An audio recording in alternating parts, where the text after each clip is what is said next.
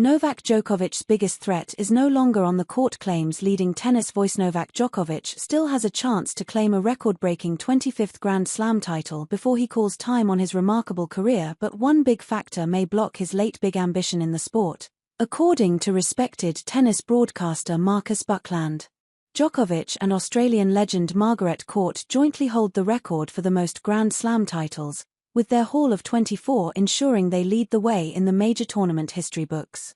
Now Djokovic has set his sights on claiming that record for himself, and the form he showed in the opening Grand Slam of 2025 suggested he could still be a contender in the biggest tournaments in tennis. Djokovic beat Carlos Alcaraz in thrilling fashion in the Australian Open quarter-finals in January, but he was forced to pull out with injury in his semi-final against Alexander Zverev. That may be the recurring story for Djokovic as he approaches his 38th birthday in May, with Buckland telling Tennis 365 that the Serbian legend may be fighting a losing battle with his body in the chapters of his career. "It's all going to be down to his fitness," began Buckland, speaking exclusively to Tennis 365.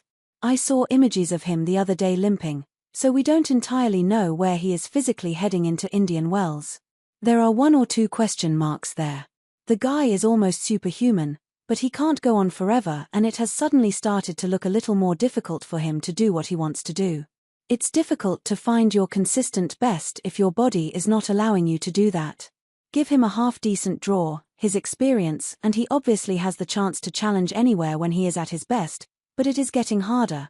It is the same with Murray, as you never want to write off these great champions until they have given every last ounce to revive their glory days. As these guys love to prove people wrong. He will be doing everything he can to be as fit as he can be, and come Roland Garros and Wimbledon, given a favorable draw and if his body doesn't let him down, of course he has a chance."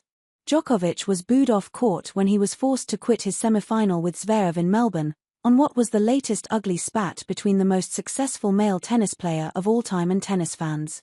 Despite his success, Djokovic has never been a fan favorite around the world, and Buckland believes that narrative needs to change, as he is the last man standing from an era of great champions that also featured serial winners Roger Federer, Rafael Nadal and Andy Murray.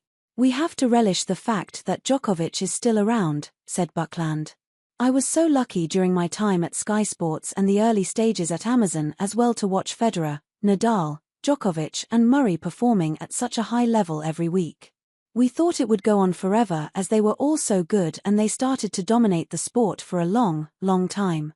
Now Djokovic is the only one left and we have to respect him more and more. I would love to see him do it once more." As for the crowd reaction to Djokovic in Melbourne, well, we have seen it before and it happened again.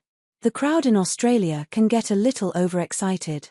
Also, when they have paid a lot of money and they are not getting the match they wanted, you can understand their disappointment, but that was not an excuse to boo a great champion. I would like to think that 90% of those that booed him regret it, but we have this tribalism in our sport, and if you are not a Djokovic fan, it can inspire some people to voice their annoyance at him when he does something they don't approve of.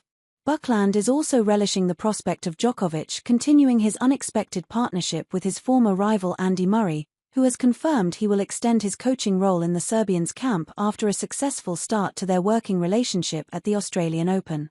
"We have got the excitement of the Djokovic and Murray player-coaching combination continuing, and that was fascinating to watch at the Australian Open," he added. "We don't know what events Andy will be going to, but it will be great to see how that develops."